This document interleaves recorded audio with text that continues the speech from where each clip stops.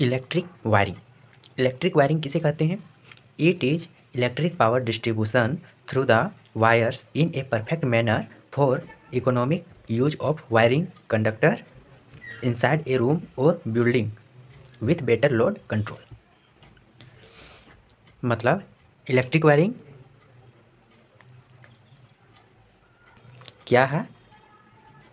यह है electric power distribution. किसके द्वारा? वायर के द्वारा। और पावर का डिस्ट्रीब्यूशन करेंगे, इलेक्ट्रिक पावर डिस्ट्रीब्यूशन करेंगे वायर के द्वारा। वो कैसे करेंगे? परफेक्ट मैनर में। For economic use of wiring conductor inside a room और building with better load control. जैसे कि कोई हॉस्पिटल है, नया हॉस्पिटल है, बन के तैयार हुआ है, उसमें वायरिंग कराना है। तब उसका मालिक अपने इस हॉस्पिटल में इलेक्ट्रिक वायरिंग कराने के लिए उन लोगों से कांटेक्ट किया जो वायरिंग करने का काम करते हैं। एक ने कहा कि 5,000 में हो जाएगा, किसी एक ने कहा कि 4,000 में हो जाएगा, किसी एक ने कहा 3,000 में कर देंगे हम पूरा वायरिंग। फिर वह आदमी ने सोचा कि एक 5,000 में करना चाह रहा है, एक 4,000 में, एक 3,000 में। फिर उन लोग से पूछा कि तुम लोग को क्या क्या यूज करोगे, अच्छा कंडक्टर का वायरिंग करोगे कि नहीं, यानी कि अच्छा वायर यूज करोगे कि नहीं। ये सारी जानकारियाँ उन तीनों से लिया। तीनों ने सेम ही चीज़ कहा, जो पहला यूज करेगा वो वही चीज़ दूसरा आदमी यूज करेगा, और जो दूसरा आदमी यूज कर रहा है वही तीसरा आदमी भी वही सब यूज करेगा। लेकिन जो पैसा में डिफरेंस आ रहा है, एक 5,000 में यूज कर दे रहा है, एक 4,000 में और एक 3,000 में, ये कैसे हो पाएगा? इसमें से तीसरा आदमी जो 3,000 में वायरिंग करने को तैयार था पूरे बिल्डिंग को, वह अपना कॉस्ट इस प्रकार कम किया कि वह वायरिंग को एकदम परफेक्ट मैनर में वायरिंग करेगा। और वायरिंग इस प्रकार करेगा कि हम लोड को कंट्रोल भी आसानी तरीके से कर सकते हैं। इससे क्या होगा कि वायर का कॉस्ट कम हो जाएगा, क्योंकि वह वायरिंग परफेक्ट मैनर में कर रहा है। और क्या पता जो 5,000 वाला 4,000 वाला था वो यहाँ लोड लगाना है, वहाँ से वायर निकाल के फिर वहाँ ले जाता, इधर उधर पूरा वायर कर देता, पूरा घर को वायर ही से ढक देता, जहाँ देख रहे हैं वायर ही दिख रहा है। और इस प्रकार उन लोग ज़्यादा वायर लगा देते जिससे कॉस्ट बढ़ जाता। तो क्या वो परफेक्ट वायरिंग था? वैसा वायरिंग कोई करवाना चाहेगा? नहीं। इसलिए इलेक्ट्रिक वायरिंग का डिफिनेशन दिया गया कि it is electric power distribution through the wire in a perfect manner for economic use of wiring conductor inside a room और building with better load control. अब आगे हम पढ़ते हैं method of wiring. Method of wiring कितने प्रकार का होता है? 2 प्रकार का होता है। पहला प्रकार है जॉइंट बॉक्स, जिसको बोलते हैं टी सिस्टम। देखिए ये जॉइंट बॉक्स या T system method of wiring का डायग्राम है। ये जॉइंट बॉक्स लगा हुआ है, ये भी जॉइंट बॉक्स है, ये भी जॉइंट बॉक्स है, ये भी जॉइंट बॉक्स है। ये ऊपर वाला फेज है और ये नीचे वाला जो वायर है वो न्यूट्रल है।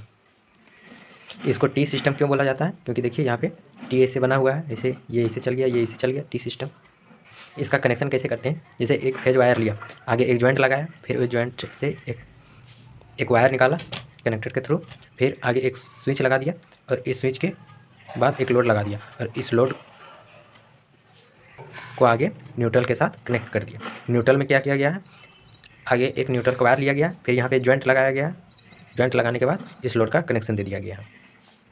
अब आगे और एक लोड लगाना है, फिर फेज में एक जॉइंट लगाना पड़ेगा, और न्यूट्रल में भी और एक जॉइंट लगाना पड़ेगा।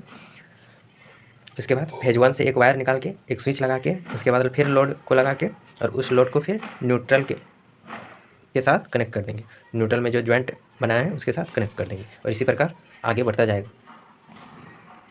यहाँ पे हम लोगों ने क्या देखा कि the connection of lamp are made through joints by means of suitable connectors. और क्या देखा? This method of wiring does not consume too much cable size, save of copper can be achieve by this method. यदि हम इस method से wiring करते हैं तब कॉपर का बचत होता है, मतलब ज़्यादा वायर इसमें यूज नहीं होता है, और साथ ही साथ इसमें जो वायर यूज होता है उस केबल का साइज ज़्यादा नहीं रहता है। यह इस सिस्टम का एडवांटेज हो गया। अब इसका डिसएडवांटेज क्या है कि इसमें बहुत सारे जगह पर जॉइंट्स कनेक्टर्स लगे हुए हैं। यहाँ देखिए 2 लोड के लिए हम लोग कितना जॉइंट्स लगा दिए, 1 2 3 4, और हम केवल 2 ही लोड तो लगाएंगे है नहीं, और सारा लोड लगाएंगे। इसलिए इस सिस्टम में जॉइंट्स और कनेक्टरों का जाल बिछ जाता है, जिसके कारण कनेक्शन लूज हो जाता है, प्रॉपर कनेक्शन नहीं बन पाता है। यही इसका डिसएडवांटेज है। वही चीज़ लिखना है, डिसएडवांटेज इज कनेक्शन लूज और नॉट प्रॉपरली मेड। अब अगला मेथड को देखते हैं, दूसरा मेथड, लास्ट मेथड, वो है लूप इन सिस्टम। उस मेथड में हम लोगों ने डिसएडवांटेज क्या देखा था कि उसमें कनेक्शन प्रॉपरली नहीं बन पाता था, उसमें लूज कनेक्शन हो जाता था। उसी को दूर करने के लिए एक नया सिस्टम लाया गया और उसका नाम दिया गया लूप इन सिस्टम।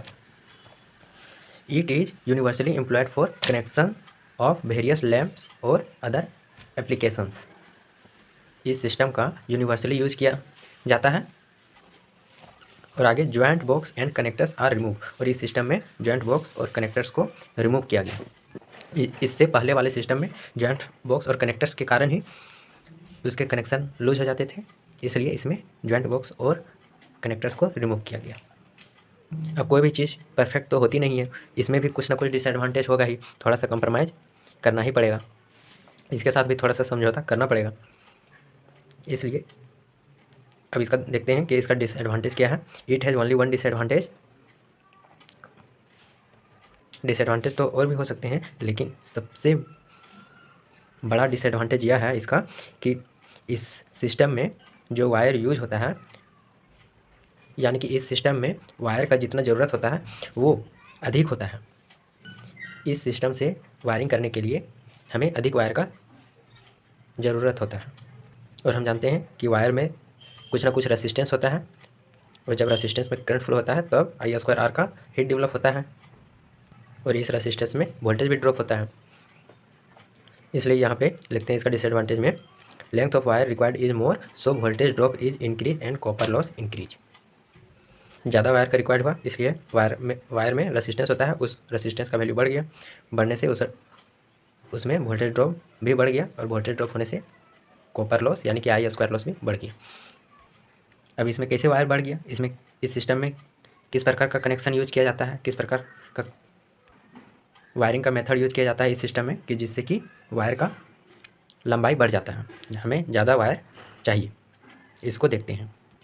ये रहा लूप इन सिस्टम का डायग्राम, ये फेज है और नीचे वाला न्यूट्रल। इसमें देखिए वायर इस प्रकार बढ़ जा रहा है। सबसे पहले देखते हैं कि इसमें कनेक्शन करते हैं कैसे करते हैं। ये फेज वाला करंट गया और वही करंट वापस फेज में आया, और वही करंट लोड, ये लोड लगा हुआ है, इस लोड में भी गया, और लोड से होते हुए ये न्यूट्रल में इधर भी चला गया और इधर भी चला गया, इधर न्यूट्रल में चला गया।